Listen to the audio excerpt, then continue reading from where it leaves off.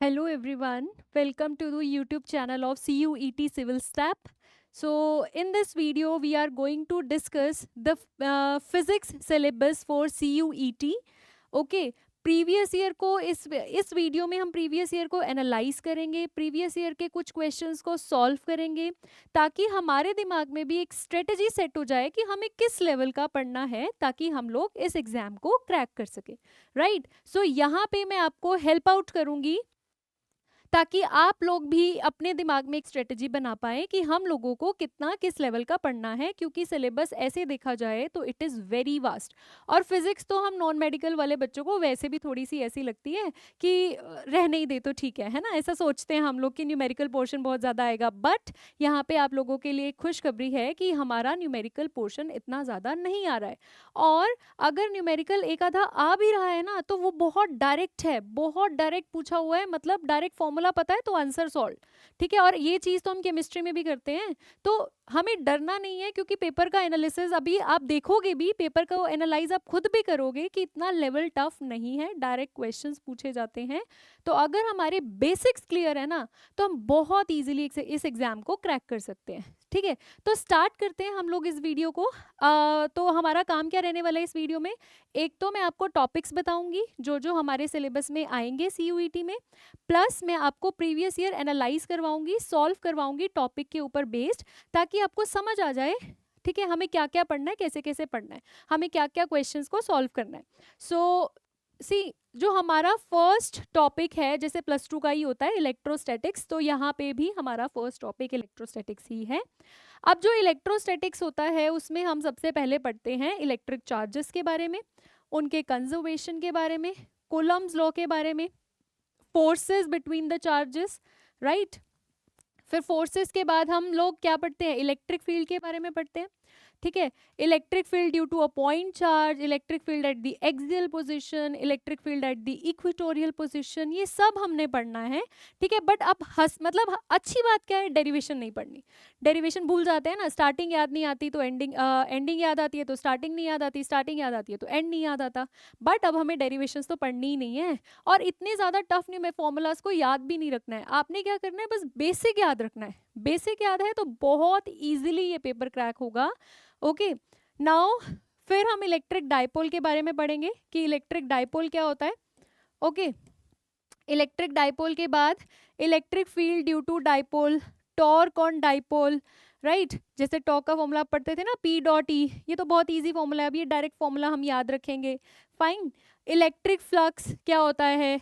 Okay, तो Gauss theorem क्या है, उसकी एप्लीकेशंस। राइट, तो हम लोगों ने ये पढ़ना है। फिर इसके बाद हम लोग अगर एनसीईआरटी के अकॉर्डिंग भी देखें तो हमारा पोटेंशियल और कैपेसिटेंस की बात आती है ना, तो वही चीज़ है अब यहाँ पे भी। अब देखो जो इलेक्ट्रिक पोटेंशियल है, पोटेंशियल डिफरेंस क्या होता है, potential difference due to a point charge, a dipole and a system of charges. Right, electric potential energy of system of 2 point charges, conductors, insulators, free charges, bound charges inside a conductor. फिर हम dielectrics के बारे में पढ़ते हैं, है ना, फिर हम कैपेसिटर्स के बारे में पढ़ते हैं, फिर कैपेसिटर के अंदर डाइलेक्ट्रिक डाल दिया जाए तो उस पर क्या इफेक्ट होता है। Right, energy stored in inside a capacitor, series and parallel combination of capacitors. तो यही सब इसका सिलेबस है, जो 12th में पढ़ के आए हो सिलेबस वही ही है ना, बट ईजी है ना। अच्छी बात क्या है, ईजी है थोड़ा सा सिलेबस। ओके, अब इजी कैसे है, क्योंकि क्वेश्चन का लेवल कम है, जो 12th में पढ़ते हो वो क्वेश्चंस का लेवल बहुत हाई होता है, यहाँ पे थोड़ा सा कम हो जाएगा, है ना। तो ये राहत की सांस लेने वाली बात है हमारे लिए, क्योंकि फिजिक्स में हम लोग न्यूमेरिकल में फंसते हैं, यहाँ नहीं फंसेंगे, यहाँ डायरेक्टली हम करेंगे। ओके, नाउ अब आपको फर्स्ट क्वेश्चन स्क्रीन पे विजिबल है, वो क्या है, एन इक्विपोटेंशियल सरफेस। और जो मैं आज आपको पेपर करवा रही हूँ ना, ये 2023 का पेपर है, उसी के एनालिसिस पे आप देखना, प्रीवियस ईयर ही है ये। An equipotential surface is that surface on which each and every point has the same potential, which has negative potential, which has positive potential, which has zero potential. अब आप सबने पढ़ा है, देखो इक्विपोटेंशियल सरफेस की, ये तो स्टेटमेंटल क्वेश्चन, डायरेक्ट क्वेश्चन, और हर बच्चे का ठीक भी होना चाहिए ये। क्यों? क्योंकि देखो इक्विपोटेंशियल सरफेस की डेफिनेशन ही वही है। क्या डेफिनेशन है इक्विपोटेंशियल सरफेस की?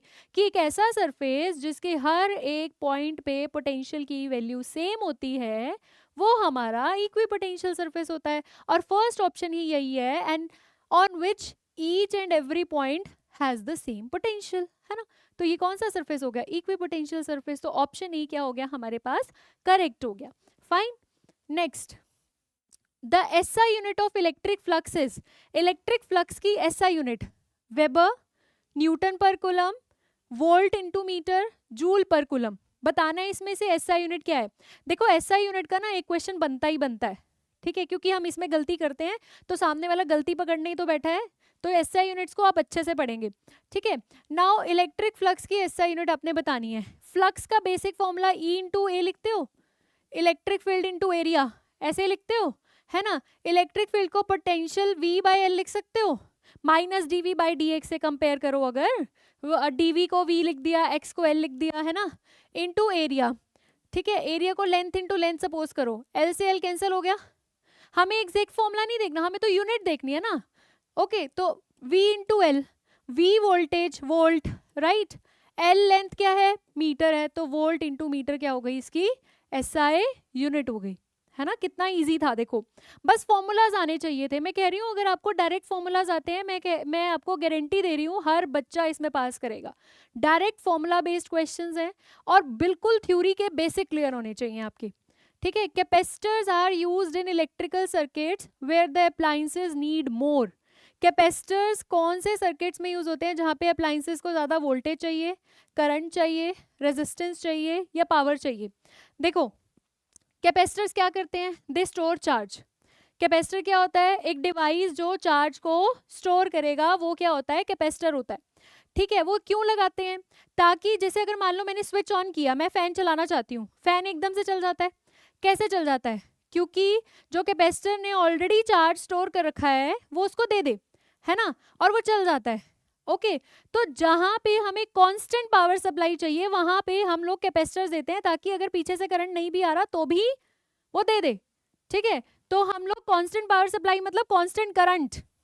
सो capacitors are used in circuits where appliances need more current, जहाँ पे उनको करंट ज़्यादा चाहिए, ठीक है, ताकि अगर पीछे से करंट कम भी हो जाए ना, तो मेरे पास कैपेसिटर पड़ा है जिसके अंदर चार्ज स्टोर्ड है, वो चार्ज स्टोर्ड मूव करने लग जाएगा और करंट उतना मिल जाएगा। ओके, नाउ जो नेक्स्ट है, नेक्स्ट आपको स्क्रीन पे दिख रहा है हमारा करंट इलेक्ट्रिसिटी है। फाइन, नेक्स्ट क्या है? Current electricity. So current electricity में क्या है, कौन कौन से टॉपिक आएंगे हमारे?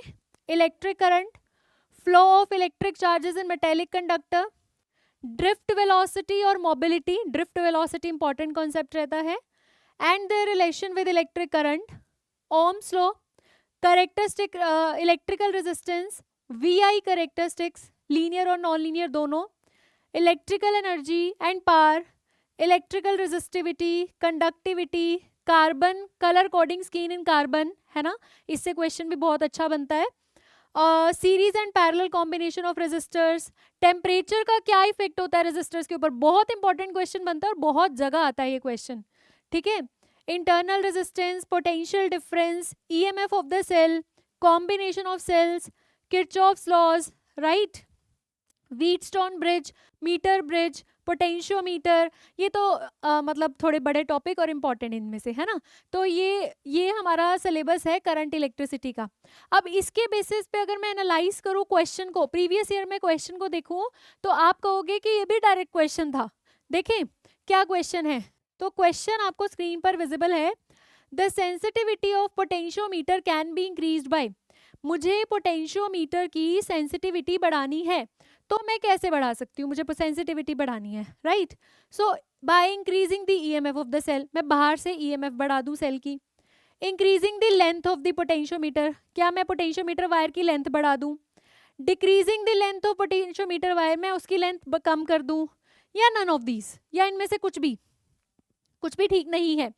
देखो जो हमारा पोटेंशियोमीटर होता है, पहले तो पोटेंशियोमीटर दिमाग में आ रहा है क्या होता है, ये एक वो डिवाइस है जो हमें ईएमएफ सेल की मेजर करने में हेल्प करता है ना। ईएमएफ और पोटेंशियल डिफरेंस में दो सबको डिफरेंस पता होना चाहिए। ईएमएफ मतलब जब आप सर्किट में से करंट निकाल नहीं रहे हो उस टाइम जो वो वोल्टेज दे रहा है, मतलब अगर एक सेल को 5 वोल्ट देने के लिए डिजाइन किया गया है वो उसकी ईएमएफ है, लेकिन जैसे उसको सर्किट में लगा दोगे उसका इंटरनल रेजिस्टेंस अपना रोल प्ले करना स्टार्ट कर देगा और कुछ वोल्टेज ड्रॉप वो खुद खा जाएगा। 5 वोल्ट का सेल है, 5 वोल्ट नहीं देगा, सपोज 4.8 दे रहा है, तो वो 4.8 क्या है, पोटेंशियल डिफरेंस है, और 5 क्या है, उसकी ईएमएफ है। ठीक है, so the sensitivity of potentiometer can be increased by, sensitivity कैसे बढ़ाई जा सकती है, बिल्कुल साफ सी बात है, जो सेंसिटिविटी होती है भाई वो डायरेक्टली प्रोपोर्शनल होती है to the length of wire of potentiometer, length के डायरेक्टली प्रोपोर्शनल होती है। तो अगर आप लेंथ बढ़ा दोगे तो सेंसिटिविटी बढ़ जाएगी, सीधा डायरेक्ट था ना ये भी। जिस बच्चे को ये बात पता होती कि डायरेक्टली प्रोपोर्शनल है उसके लिए क्या था इस क्वेश्चन में, इजीएस्ट क्वेश्चन है ना।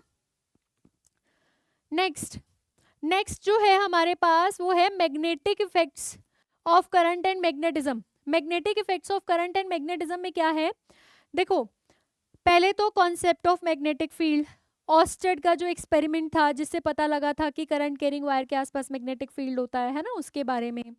फिर उसके बाद एम्पियर्स लॉ, बायोट-सवार्ट्स लॉ, उसकी applications, right, force on a moving charge in uniform magnetic field, cyclotron, cyclotron बहुत इंपॉर्टेंट होता है अब, और प्रीवियस ईयर में भी इसका क्वेश्चन पूछा हुआ है। ठीक है, cyclotron, force on a current carrying conductor in uniform magnetic field, the force between two parallel current carrying conductors, उनकी डेफिनेशन, एम्पियर की डेफिनेशन 1 एम्पियर डिफाइन किया था ना। ठीक है, torque experienced bye a current loop in magnetic field, moving coil galvanometer, moving coil galvanometer भी important होता है क्योंकि आप उससे एमीटर और वोल्ट मीटर दोनों बना सकते हो ना, है ना, ये पढ़ा है ना हमने, कन्वर्जन ऑफ, आप लोगों ने पढ़ा है ये, conversion of moving coil galvanometer into ammeter and voltmeter, तो ये इंपॉर्टेंट रहता है। प्लस इसके बाद कुछ कॉन्सेप्ट हमारे अर्थ मैग्नेटिज्म के आते हैं, है ना, हमारे कॉन्सेप्ट कुछ किसके आते हैं, अर्थ मैग्नेटिज्म के आते हैं। और फिर टाइप्स ऑफ मैग्नेट्स जैसे ferro magnet, para magnets, hysteresis, hysteresis से भी क्वेश्चन आया हुआ है और 2 क्वेश्चन आए हुए हैं।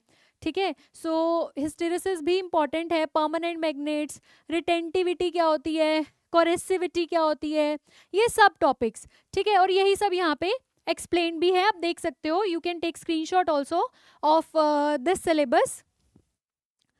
नेक्स्ट, अब देखो क्वेश्चन मैंने आपको पहले ही बोला था साइक्लोट्रॉन इंपॉर्टेंट है, और क्वेश्चन किसका दिख गया स्क्रीन के ऊपर, साइक्लोट्रॉन का दिख गया।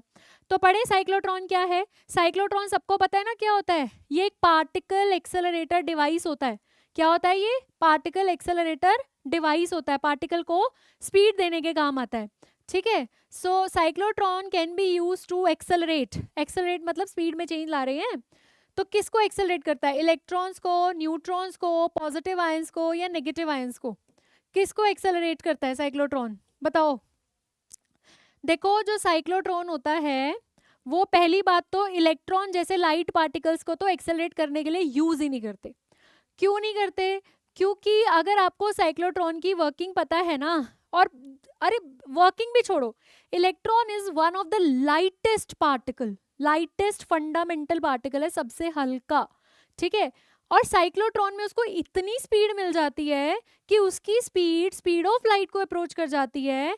और आपने आइंस्टाइन का फॉर्मूला पढ़ा है, m = m0 bye √1 - v² bye c²। तो क्योंकि जब v c को अप्रोच कर जाएगा ये cancel, 1 - 1 0, something by zero is infinity, mass infinite हो जाएगा, इतना हैवी हो जाएगा आप पार्टिकल को ही लॉस कर दोगे। इलेक्ट्रॉन जैसा हल्का पार्टिकल कभी भी एक्सेलरेट नहीं करवाया जाता इन अ साइक्लोट्रॉन, और साइक्लोट्रॉन में जनरली पॉजिटिव आयंस को ही एक्सेलरेट कराया जाता है।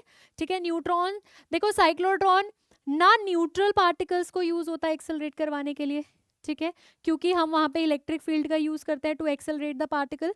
अब अगर वो न्यूट्रल हो जाएगा तो how electric field will accelerate that particle ना, तो उसको चार्ज तो होना ही पड़ेगा। ओके, नाउ ये जो क्वेश्चन है ससेप्टिबिलिटी वाला, ध्यान से देखो, ये बहुत बार आप अपनी +2 में भी सुनते हो ऐसे ऐसे question. Susceptibility is positive and large for.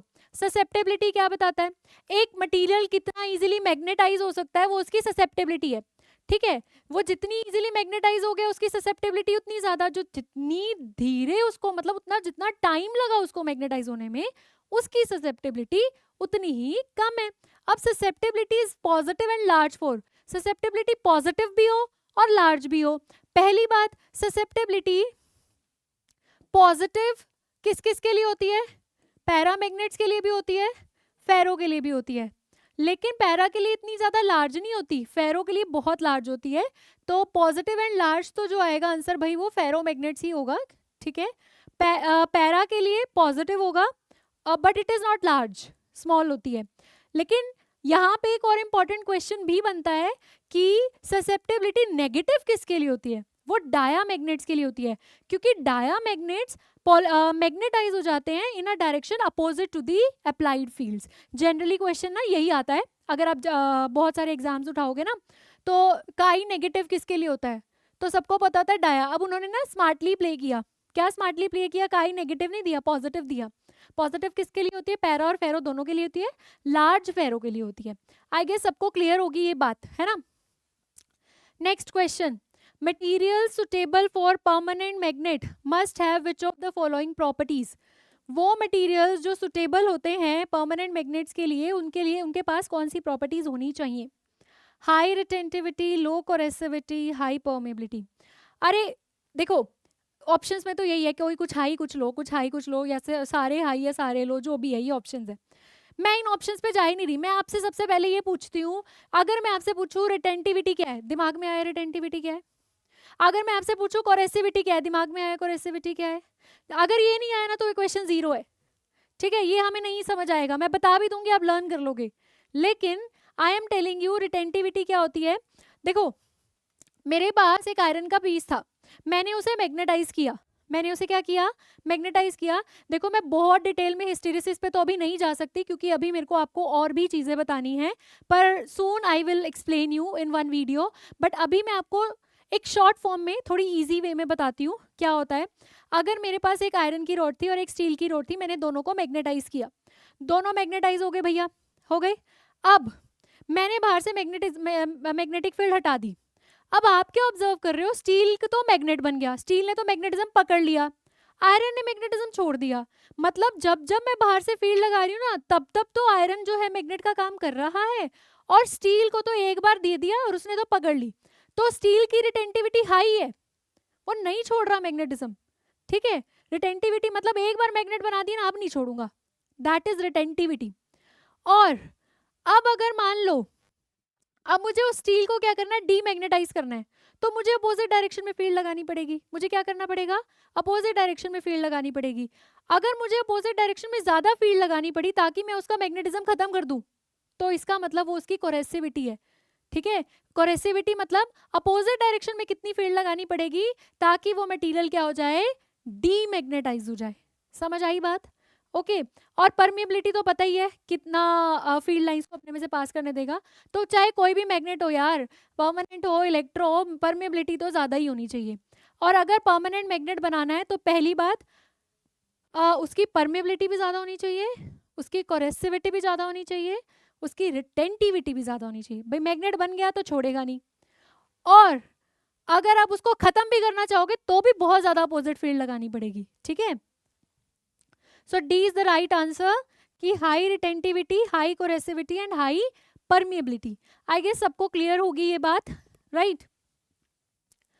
अब बात आती है EMI and AC, electromagnetic induction and AC. ये तो सबसे इजी चैप्टर लगता है मुझे। ठीक है, मतलब कहते हैं ना फ्री के नंबर वाला चैप्टर होता है ये हमारा। सो इलेक्ट्रोमैग्नेटिक इंडक्शन क्या होता है? We need to know this. Faraday's laws, induced EMF, Lenz's law, Lenz's law से रिलेटेड क्वेश्चन पूछा जाता है ना? Eddy currents, self and mutual induction, alternating currents, peak and RMS value of alternating current, reactance, impedance, LC oscillations, LCR series circuit, resonance, power in AC circuit, wattless current, AC generator and transformer। तो ये सब इसके topics हैं। Question देख लेते हैं, है ना, मजा क्वेश्चन करने में आता है, ठीक है। So Lenz's law provides a relation between, Lenz's law किस चीज के बीच में रिलेशन प्रोवाइड करता है? Current and magnetic field, induced EMF and magnetic field, force on a conductor and magnetic field, current and induced EMF, किसके बीच में रिलेशन प्रोवाइड करता है? पहले तो जब अगर कोई लॉ आ जाए ना, दिमाग में स्टेटमेंट आ जानी चाहिए कि लेंजेज लॉ कहता क्या है। नहीं आई तो फटाफट से बुक खोलो, देखो क्या है लेंजेज लॉ। लेंजेज लॉ अभी तो मैं बता रही हूँ, don't worry, don't open the book, अभी तो मैं बता रही हूँ क्या होता है लेंजेज लॉ, ठीक है। सो लेंजेज लॉ क्या होता है? ये कहता है कि जब भी एक मटेरियल के साथ फ्लक्स लिंक चेंज करता है, फैराडे ने ये बोला था कि जब भी एक मटेरियल के साथ फ्लक्स लिंक चेंज करेगा वहां पे करंट इंड्यूस होगा। जब तक फ्लक्स लिंक चेंज करता रहेगा तब तक करंट इंड्यूस होता रहेगा। लेंजेस भाई साहब आए, उन्होंने बोला कि ठीक है करंट इंड्यूस होगा, लेकिन करंट इस तरह से इंड्यूस होगा कि वो अपने बनने के कारण को अपोज करेगा, it will oppose the cause of its own production, ये लेंजेस ने कहा था। अब मेरे ख्याल से अब तो आपको ये आंसर आ जाना चाहिए, अब नहीं किसी के दिमाग में वो कोई भी दिमाग में रहना चाहिए, ये तो नहीं होना चाहिए ऑप्शन, ये तो नहीं होना चाहिए, सबके दिमाग में आंसर सेम आना चाहिए, that it is B, induced EMF and magnetic field, ठीक है। लेंजेस लॉ रिलेशन प्रोवाइड करता है इंड्यूस्ड ईएमएफ और मैग्नेटिक फ्लक्स के बीच में। ऑब्वियस ही बात है, फ्लक्स चेंज करेगा तभी तो ईएमएफ इंड्यूस होगा, और किस तरह से होगा कि वो अपने बनने के कारण को अपोज करेगा। ओके, नेक्स्ट स्टेटमेंट पढ़े, next statement. Statement 1 is Faraday laws are consequence of conservation of energy, कि जो फैराडे लॉज होते हैं ना वो कंजर्वेशन ऑफ एनर्जी का ध्यान रखते हैं भाई, ठीक है। Second statement, in a purely resistive AC circuit the current lags behind the EMF in phase, ठीक है। प्योरली रेजिस्टिव सर्किट में करंट जो होता है वो ईएमएफ से पीछे होता है, ये कह रहा है। स्टेटमेंट 1 और स्टेटमेंट 2 ये कह रही हैं, स्टेटमेंट 1 ये कहती है कि कंजर्वेशन ऑफ एनर्जी का ध्यान रखा जाता है जब फैराडे लॉ की बात करते हैं। दूसरा ये कह रहा है प्योरली रेजिस्टिव सर्किट में करंट ईएमएफ से पीछे। पहली बात, अगर मैं ये पढ़ूं statement 1 is correct, statement 2 is incorrect, whatever ये जो लिखी हुई है, मैं कहती हूँ ये इतना स्टेटमेंटल क्वेश्चन है, हमें ये पढ़ने की भी जरूरत नहीं होनी चाहिए, ठीक है। फिर भी देखो, Faraday laws are the consequence of conservation of energy, देखो law of conservation of energy, law तभी बनता है, इस बात को सब बच्चे गांठ मान लेंगे, लॉ तभी बनता है जब उसकी कोई एक्सेप्शन नहीं होती, चाहे कुछ भी आ जाए दुनिया में, ठीक है। अगर लॉ कह रही हूं ना मैं इस चीज को, तो वो चीज कंजर्व्ड होगी ही होगी, ठीक है। तो फैराडे ने भी अपने जो लॉज दिए थे वो दिमाग में रख के दिए थे कि कॉन्सिक्वेंस है कंजर्वेशन ऑफ एनर्जी, एनर्जी का यहाँ पे कंजर्व रहती है, ठीक है, ठीक है, बात बिल्कुल ठीक है। स्टेटमेंट 2 क्या है, in a purely resistive AC circuit current पीछे रहता है ईएमएफ के, ये बिल्कुल गलत बात है। प्योरली रेजिस्टिव सर्किट में ईएमएफ और करंट आर इन फेज, उनके बीच में कोई फेज डिफरेंस नहीं होता, ठीक है। प्योरली कैपेसिटिव सर्किट में C for capacitance, C for current, ठीक है, करंट आगे होगा, और इंडक्टिव सर्किट में ईएमएफ आगे होगी, और कितनी आगे होगी, π/2 के फेज से। ओके, तो स्टेटमेंट 1 ठीक है और स्टेटमेंट 2 क्या है, इनकरेक्ट है। आई गेस हर बच्चे को मेरी ये बात समझ आई होगी, है ना। Now we come on to electromagnetic wave, अब ये भी इजी चैप्टर है। आप कहते हो मैम सब सारे इजी हैं, है ना, नहीं नहीं मैं ऐसे नहीं कहूंगी, ठीक है। ऑप्टिक्स डिफिकल्ट है भाई, ठीक है, ऑप्टिक्स थोड़ी सी डिफिकल्ट है, बट एक्चुअली आप लोगों ने भी पढ़ा है, ईएम वेव भी बहुत इजी चैप्टर है। बस करना क्या है, 7 वेव्स हैं, उनकी फ्रीक्वेंसी याद कर लो, उनके यूजेस याद कर लो, चैप्टर खत्म। Okay, so let's see what are the topics जो हमारे सिलेबस में प्रिस्क्राइब्ड हैं। So need for displacement current, electromagnetic waves and their characteristics, transverse nature of EM waves. अब देखो डेरिवेशन तो हमें करनी ही नहीं, कोई डेरिवेशन थोड़ी कोई पूछेगा पेपर में, है ना। इलेक्ट्रोमैग्नेटिक स्पेक्ट्रम, जो भी ये 7 वेव्स हैं, including elementary facts about their uses. Okay, so let's do the question. देखो और पहला क्वेश्चन भी उसी के बेसिस पे ही है, फ्रीक्वेंसी के बेसिस पे, क्योंकि देखो अगर आपको फ्रीक्वेंसी याद हो गई तो वेवलेंथ बड़ी इजीली निकाल लोगे, वेवलेंथ लर्न हो गई तो फ्रीक्वेंसी बहुत easily you can calculate. How, क्योंकि you know that C is equals to nu lambda होता है, C इज इक्वल्स टू क्या होता है, न्यू लैम्डा। तो अगर मुझे न्यू पता है तो लैम्डा निकाल लूंगी। C की ऑर्डर मुझे पता है 10⁸ होता है, फ्रीक्वेंसी मान लो 10⁸ है सपोज, ठीक है। तो वेवलेंथ किस ऑर्डर की आ जाएगी, 10⁻⁻²। ऐसे अगर मुझे वेवलेंथ पता हो तो मैं फ्रीक्वेंसी का ऑर्डर भी निकाल सकती हूँ। तो कोई भी एक ऑर्डर आपको पता है ना, दूसरा ऑर्डर अपने आप इजीली कैलकुलेट हो जाता है, so that's not a big deal.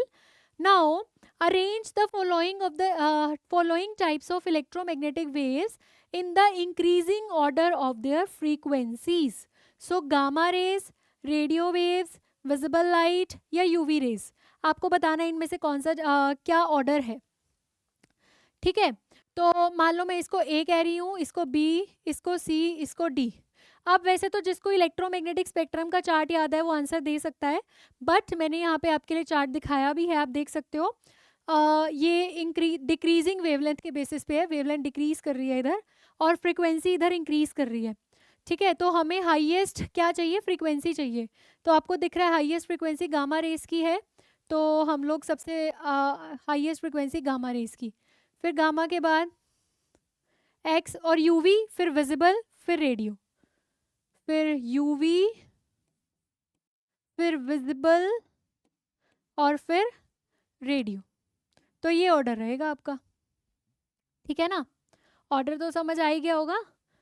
Now electromagnetic waves, जो इलेक्ट्रोमैग्नेटिक वेव्स होते हैं, they travel with speed of sound, travel with same speed in all media, travel in free space with the speed of light, do not travel through the medium. ठीक है, तो अब देखो मुझे पता है जो मेरी इलेक्ट्रोमैग्नेटिक वेव्स होती हैं वो हर मीडियम में किससे ट्रेवल करती हैं, with a speed equals to speed of light. और स्पीड ऑफ लाइट क्या है, fundamental constant, that is 3 × 10⁻⁸ metre पर सेकेंड, है ना। तो इट वाज इजी, तो बी ऑप्शन जो है वो करेक्ट होगा। नेक्स्ट है ऑप्टिक्स। देखो ऑप्टिक्स जो है थोड़ा सा डिफिकल्ट भी माना जाता है, and it covers a number of topics, बहुत सारे टॉपिक्स को ये कवर करता है। ठीक है, लेकिन देखो हम इसको डिवाइड कर लेते हैं रे ऑप्टिक्स और वेव ऑप्टिक्स में। जो रे ऑप्टिक्स वाला पार्ट होता है वो तो हम फिर भी थोड़ा छोटी क्लासेस में पढ़ लेते हैं, लेकिन जो वेव ऑप्टिक्स होता है वो हमारे लिए भी नया होता है ना, हम 12th में पहली बार पढ़ते हैं इंटरफेरेंस क्या है, डाइफ्रेक्शन क्या है, पोलराइजेशन क्या है। तो इससे रिलेटेड क्वेश्चन टॉपिक्स जो है क्वेश्चन में, मतलब क्वेश्चन पूछे जा सकते हैं इन योर एग्जाम। एंड जो माइक्रोस्कोप है, रे ऑप्टिक्स में माइक्रोस्कोप होता है ना या टेलीस्कोप होता है, ये भी हमारे लिए नया है, तो इससे रिलेटेड क्वेश्चन भी आते हैं पेपर में। ओके, सो एक बार टॉपिक्स को गो थ्रू कर लेते हैं, फिर क्वेश्चन पे जाते हैं। So reflection of light, spherical mirrors, mirror formula, refraction of light, total internal reflection, ये इंपॉर्टेंट रहता है total internal reflection, and its application, optical fibres. Okay, lenses के बारे में पढ़ना है, lens makers formula, magnification, power of a lens, combination of thin lenses in contact, scattering. Okay, उसके बाद स्कैटरिंग के जो रेले स्कैटरिंग के जो होते हैं एप्लीकेशंस कि why sun appears red at the time of sunrise and sunset, है ना, ये वाले why sky appears blue, clouds are white, है ना। उसके बाद ऑप्टिकल इंस्ट्रूमेंट्स के बारे में, and defects of human eyes like myopia, hypermetropia, what are their causes and how they can be cured, कौन से लेंसेज किस में पहनने हैं, ये सब भी पता होना चाहिए। ठीक है, सो ये जो पार्ट था ना बच्चे, ये आपका रे ऑप्टिक्स का पार्ट था। ओके, और जो दूसरा पार्ट अभी हम लिखने वाले हैं वो है हमारा वेव ऑप्टिक्स का। ओके, सो वेव ऑप्टिक्स में हाइगन्स प्रिंसिपल से ही हम लोग स्टार्ट करते हैं, फिर हम बात करते हैं, अब प्रूफ ऑफ लॉस पे तो नहीं जाना, प्रूफ पे मत जाना। Okay, now interference, Young's double slit experiment, है ना, उसमें हम फ्रिंज विड्थ की बात करते हैं, फ्रिंज विड्थ की डिपेंडेंस वेवलेंथ पे या रिफ्रैक्टिव इंडेक्स पे, है ना, ये सब। और कोहेरेंट सोर्सेज क्या होते हैं, सस्टेन्ड इंटरफेरेंस पैटर्न क्या होता है, diffraction due to a single slit and how diffraction is different from the interference, right? Then we come on the upon the polarization क्या है, Brewster's law क्या है, ये सब चीज़ें, Polaroids, right? This we need to study. Now based upon whatever I told you, हम एक दो क्वेश्चंस भी करते हैं ऑप्टिक्स के, ताकि आपको भी पता लग जाए कि ऑप्टिक्स भी अगर डिफिकल्ट आती है तो किस लेवल तक आती है। और मैं आपको बोल रही हूँ अगर न्यूमेरिकल भी आएगा तो सीधा फॉर्मूले का आएगा, तो फॉर्मूलाज रट के जानिए। ठीक है, so the focal length of an objective of a telescope, focal length of objective of telescope है 60 सेंटीमीटर, FO गिवन है 60 सेंटीमीटर, और दोनों जो है कन्वेक्स लेंसेज यूज होते हैं, तो फोकल लेंथ पॉजिटिव ही होगी। ऑप्टिक्स में साइन कन्वेंशंस को बहुत ध्यान रखना पड़ता है हमें, ठीक है, ताकि हम क्वेश्चन को सही से सॉल्व कर सकें। To obtain the magnification equals to 20, magnification 20 obtain करने के लिए what should be the focal length of eyepiece, ठीक है। आई पीस की फोकल लेंथ क्या होनी चाहिए? Is it 2 centimetre, 3 centimetre, 4 centimetre और 5 सेंटीमीटर, ठीक है। तो मैग्निफिकेशन का फॉर्मूला होता है FO बाय FE। सो मैग्निफिकेशन 20 चाहिए, FO 60 है, यहाँ से FE क्या आ जाएगा? 3, है ना। सो B is the right answer. Next question पढ़ेंगे सब बच्चे। नेक्स्ट क्वेश्चन क्या है? The dispersive power of a prism depend upon. Dispersive power जो होती है प्रिज्म की, वो किस पे डिपेंड करती है? शेप पे, साइज पे, एंगल ऑफ प्रिज्म पे, या रिफ्रैक्टिव इंडेक्स ऑफ मटेरियल पे। देखो, जो डिस्पर्सिव पावर होती है कि एक जो प्रिज्म है वो कितना डिस्पर्स करेगा रे ऑफ लाइट का, वो उसके मटेरियल पे डिपेंड करती है कि वो किस मटेरियल का बना हुआ है। और मटेरियल जो है वो जो रिफ्रैक्टिव इंडेक्स है that also depend upon the material, nature of material. तो जो डिस्पर्सिव पावर है वो किस पे डिपेंड करती है? रिफ्रैक्टिव इंडेक्स ऑफ प्रिज्म पे डिपेंड करती है। Now we come on to the dual nature of matter. तो आप लोग मेरे ख्याल से अब एनालाइज कर पा रहे होगे किस लेवल का आपको पढ़ना है। मेरे ख्याल से अब तक इतना पढ़ने के बाद, इतने क्वेश्चंस देखने के बाद आप लोग भी एनालाइज कर पा रहे हो कि किस लेवल का पढ़ना है। किस लेवल का पढ़ना है कि बेसिक क्लियर होने चाहिए, सबसे बड़ी बात। ज़्यादा न्यूमेरिकल में नहीं घुसना है ना। जितना ज़्यादा न्यूमेरिकल में जाओगे अपने इस CUT एग्जाम को खो दोगे। हम +2 में कहते हैं ना न्यूमेरिकल पोर्शन करो, नहीं करना भाई, इतना स्ट्रॉन्ग नहीं करना है। बेसिक्स क्लियर करने हैं, हर चीज़ की थ्योरी अच्छे से पता होनी चाहिए। ऐसा हुआ तो क्यों हुआ, रीज़न पता होना चाहिए। फिजिक्स में एक बहुत इंपॉर्टेंट टर्म है वाई जब पता है ना, सब आंसर्स क्लियर होंगे, ठीक है। So dual nature of matter में फोटो इलेक्ट्रिक इफेक्ट, इसमें जो कॉन्सेप्ट आता है काइनेटिक एनर्जी का, फोटोन्स का, इंटेंसिटी का, स्टॉपिंग पोटेंशियल का, है ना, ये सब। उसके बाद Lenard's observation, Einstein photo electric equation, जिसके लिए उसे नोबेल प्राइज भी मिला था, है ना, 1905 में। मैटर वेव्स के बारे में, wave nature of particles, de Broglie relation, Davisson and Germer experiment जो इस ड्यूअल नेचर को वेरीफाई करता है ना। Now based upon that questions देख लें एक दो। क्वेश्चन क्या है? Intensity of light depends upon. Light की इंटेंसिटी किन चीज़ों पे डिपेंड करती है?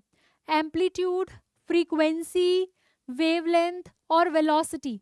लाइट की इंटेंसिटी किस चीज़ पे डिपेंड करती है? देखो, वैसे तो मुझे सबको ही पता है intensity is directly proportional to amplitude का square. So intensity depends upon amplitude, है ना, intensity depends upon amplitude.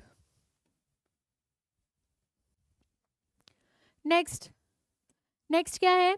In a photo electric experiment the stopping potential for the incident light of wavelength is 4000 angstrom is 2। कह रहा है कि अगर 4000 angstrom की wavelength use कर रहे हो तो स्टॉपिंग पोटेंशियल जो है V01 दैट इज 2 वोल्ट। और अगर आप वेवलेंथ अब कम कर दी, वेवलेंथ 3000 एंगस्ट्रॉम लो, ठीक है, तो स्टॉपिंग पोटेंशियल 2 वोल्ट ही रहेगा, मतलब सेम रहेगा, या 0 हो जाएगा, या लेस देन 2 वोल्ट होगा, या मोर देन 2 वोल्ट होगा। बिल्कुल दिमाग लगाने वाला क्वेश्चन है। देखो, आपको पता है कि जो स्टॉपिंग पोटेंशियल है वो एनर्जी पे डिपेंड करता है ना। जितनी ज़्यादा एनर्जी होगी, काइनेटिक एनर्जी होगी एमिटेड इलेक्ट्रॉन्स की, उतना ज़्यादा स्टॉपिंग पोटेंशियल लगाना पड़ेगा उन इलेक्ट्रॉन्स को रोकने के लिए, ताकि वो एमिटर से कलेक्टर प्लेट पे ना पहुंचे, है ना। यही होती है बात। अब अगर आप वेवलेंथ कम कर दो तो frequency is inversely proportional to wavelength. Wavelength कम कर दी तो फ्रीक्वेंसी बढ़ गई, है ना। And E is equals to H nu. Frequency बढ़ गई तो एनर्जी बढ़ जाएगी, एनर्जी बढ़ जाएगी तो stopping potential to stop those electrons to reach the collector plate will increase. So it will be more than 2 volt, क्योंकि एनर्जी बढ़ गई भाई, ज़्यादा फोर्स लगाना पड़ेगा उनको रोकने के लिए, स्टॉपिंग पोटेंशियल बढ़ जाएगा। नेक्स्ट हमारा atoms and nuclei. Atoms and nuclei का जो सिलेबस है वो क्या है? Alpha particle scattering experiment, Rutherford model of atom, Bohr model, energy levels, hydrogen spectra, composition and size of nucleus, atomic mass, isotopes, isobars, isotones, radio activity जो होती है ना, आइंस्टाइन का मास एनर्जी रिलेशन। ओके, सो ये सब हमें आना चाहिए। रेडियो एक्टिविटी के ऊपर तो क्वेश्चन भी आता है। और अभी जो मैं आपको क्वेश्चन करा रही हूँ वो ये है कि जो लाइमन ट्रांजिशन है, आपने पढ़ा है ना, जब बोहर ने अपना हाइड्रोजन स्पेक्ट्रा एक्सप्लेन किया था तो उसने 5 तरह की ट्रांजिशंस बताई थी। Low blood pressure of Badri Prasad, ऐसे ही याद करते हो इसको? किसी का और कोई तरीका है तो देख लेना भाई। Low blood pressure of Badri Prasad, ठीक है। और अगर आप लोगों को ये जो पीडीएफ है वो चाहिए तो आप जो टेलीग्राम चैनल, टेलीग्राम का ग्रुप है, आप ज्वाइन कर सकते हो। डिस्क्रिप्शन में आपको लिंक दिया जाएगा। You will get this PPT over there. और भी बहुत सारा फ्री कंटेंट वहाँ पे अवेलेबल होता है, so you can join the Telegram channel. Okay, so now low blood pressure of Badri Prasad में L for Lyman, Balmer, Paschen, Brackett, Pfund, 5 series बताई थी।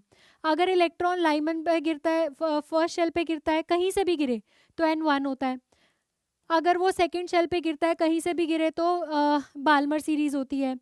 थर्ड पे गिरता है तो पाश्चन, ब्रैकेट, पी फंड, है ना। और सबसे पहले जो ऑब्जर्व सीरीज थी वो बाल्मर सीरीज थी, क्योंकि वो विजिबल रेंज में लाई करती है ना। So now the Lyman transition involve largest changes in energy, smallest changes in energy, largest changes of potential energy, smallest changes of potential energy। देखो जो लाइमन सीरीज है इसमें मैक्सिमम चेंज इन एनर्जी जो होता है वो इंक्लूड होता है, क्योंकि लाइमन सीरीज मतलब n = 1 पे गिरना है। अगर मान लो सब में आप फॉल कंसिडर कर रहे हो इन्फिनिटी से, आप कंसिडर कर रहे हो कि आपका इलेक्ट्रॉन इन्फिनिटी पे पड़ा है और आपके शेल्स पे गिर रहा है। अगर फर्स्ट शेल पे गिरेगा तो मैक्सिमम एनर्जी डिफरेंस होगा, सेकेंड वाला उसमें एनर्जी डिफरेंस कम हो गया, थर्ड शेल में एनर्जी डिफरेंस और कम हो जाएगा, तो मैक्सिमम एनर्जी डिफरेंस आएगा ना इसमें, largest energy changes. Okay, now electronic devices. Electronic devices में सबसे पहले तो हमारी बैंड थ्योरी आती है। वैलेंस बैंड क्या है, कंडक्शन बैंड क्या है, फर्मी एनर्जी क्या है। Then we need to study about the PN junctions, right, formation of PN junctions. Then फिर एम्पलीफायर्स या जो ऑप्टो इलेक्ट्रॉनिक डिवाइसेस होती हैं हमारी, solar cells, LED, photo diodes, Zener diode, and forward and reverse biasing के बारे में, है ना। तो आप देख सकते हो यही सब चीज़ें हैं, ट्रांजिस्टर एक्शन, एम्पलीफायर की तरह। Okay, and then the logic gates. Okay, so question देख रहे हो आप लोग स्क्रीन पे, क्वेश्चन सबको विजिबल है। क्वेश्चन क्या है? In a PN junction, PN junction में the potential of P and N sides become higher alternatively, जो पोटेंशियल है वो हायर हो जाता है alternatively. The P side is at higher electrical potential than N side, the N side is at higher electrical potential, both P and N sides are at same potential. आपको बताना है कि क्या ठीक है। देखो अगर पी एन जंक्शन की फॉर्मेशन किसी को पता है ना, पी एन जंक्शन जब बनता है, ये पी रीजन है, ये एन रीजन है, तो जो इलेक्ट्रॉन्स हैं वो एन रीजन से पी की तरफ आते हैं, है ना, एन रीजन से पी की तरफ आते हैं, और ये जो साइड है ये नेगेटिव होती जाती है और ये जो साइड है ये पॉजिटिव होती जाती है। तो यहाँ पे एक बैरियर पोटेंशियल जो है वो डेवलप हो जाता है, सूडो पोटेंशियल डेवलप हो जाता है, एंड इसी को हम पी एन जंक्शन बोलते हैं। तो जो एन साइड है वो हायर पोटेंशियल पे है ना, पॉजिटिव मीन्स हायर पोटेंशियल, और जो पी साइड है वो लोअर पोटेंशियल पे है। So the P side, the N side is at higher electric potential and P then the P side, है ना। डायरेक्ट क्वेश्चन था again. Now the last chapter, communication system. Communication system में देखो सबसे पहले तो एलिमेंट्स जो होते हैं कम्युनिकेशन सिस्टम के, जो उसका ब्लॉक डायग्राम होता है, ट्रांसमीटर, रिसीवर, बीच में चैनल आता है ना, ये सब चीज़ें। और उसके बाद propagation of electromagnetic waves in atmosphere, sky wave propagation, space wave propagation, modulation क्या होता है, डीमॉड्यूलेशन क्या होता है, how it is done, amplitude modulation होता है, एक फेज मॉड्यूलेशन होता है, ये सब चीज़ें है ना। एंड क्वेश्चंस देखो इसके कैसे आते हैं। क्वेश्चंस है long range transmission of TV signal is done by, long range अगर ट्रांसमिशन करना है टीवी सिग्नल का तो वो कैसे होता है, स्पेस वेव से, स्काई वेव से, ग्राउंड वेव से, या आर्टिफिशियल सैटेलाइट। सी जो हमारे टीवी सिग्नल्स होते हैं वो सैटेलाइट के थ्रू ही कम्युनिकेट करते हैं वर्ल्ड वाइड। अगर मुझे भेजना है तो हम क्या करते हैं, यहाँ ट्रांसमीटर लगाते हैं, यहाँ हमारी सैटेलाइट होती है, वो रिसीविंग एंड पे एंटीनाज होते हैं, वहाँ पे सेंड कर देती है ना। So that is done through artificial satellites. And the last question for this session is what is the modulation index of a over modulated wave। अगर हमारे पास कोई वेव ओवर मॉड्यूलेटेड है, पहले तो मॉड्यूलेशन क्या होता है। देखो अगर मान लो मैं बोल रही हूँ और अगर मुझे अपनी आवाज़, कोई मैं चंडीगढ़ में हूँ और मेरे को अपनी आवाज़ उड़ीसा तक पहुँचानी है, तो क्या मेरी आवाज़ ऐसे पहुँचेगी? बिल्कुल नहीं पहुँचेगी, क्योंकि मेरी आवाज़ में इतनी एनर्जी नहीं है, इतनी फ्रिक्वेंसी नहीं है। तो मुझे अपनी आवाज़ को किसी वेव पे बिठाना पड़ेगा, अपनी वॉइस सिग्नल को किसी ऐसी वेव पे बिठाना पड़ेगा जिसकी फ्रिक्वेंसी बहुत हाई है और वो उसको वहाँ तक पहुँचा सके, है ना। And this process is known as modulation. अपने वॉइस सिग्नल को किसी मॉड्यूलेटेड वेव पे, किसी कैरियर वेव पे बिठा के भेज देना, दैट इज मॉड्यूलेशन। तो जब ओवर मॉड्यूलेशन की बात होती है ना, उस केस में आपका जो मॉड्यूलेशन इंडेक्स होता है दैट बिकम्स ग्रेटर देन 1, ठीक है। अगर मॉड्यूलेशन कम है तो mu becomes less than 1। So I hope आप सबको समझ आया होगा कि किस लेवल के क्वेश्चंस हमने पढ़ने हैं। बेसिक पढ़ना है ताकि कॉन्सेप्ट क्लियरिटी बहुत बड़ी चीज़ है यहाँ पे, ठीक है। मैं आपको समराइज़ करके दे रही हूँ, कॉन्सेप्ट्स को क्लियर रखना है। बहुत ज़्यादा हार्श न्यूमेरिकल्स नहीं पढ़ने हैं, मैंने नहीं कहा, ठीक है। डायरेक्ट फॉर्मूलाज यूज़ होते हैं, डेरिवेशन तो हमें पढ़नी ही नहीं है, डायरेक्ट फॉर्मूलाज यूज़ होंगे, ठीक है। बेसिक्स को क्लियर रखना, एग्ज़ाम बहुत इजीली क्लियर हो जाएगा। लेवल आपको पता लग चुका है किस लेवल का है। जैसे +2 में तो फिर भी बहुत डिफ़िकल्ट क्वेश्चन पूछ लेते थे, उस लेवल की फ़िज़िक्स अब नहीं पढ़नी है, तो हमें इस चीज़ की खुशी होनी चाहिए, है ना। So hopefully you all loved the session, you will like the session. Thank you so much.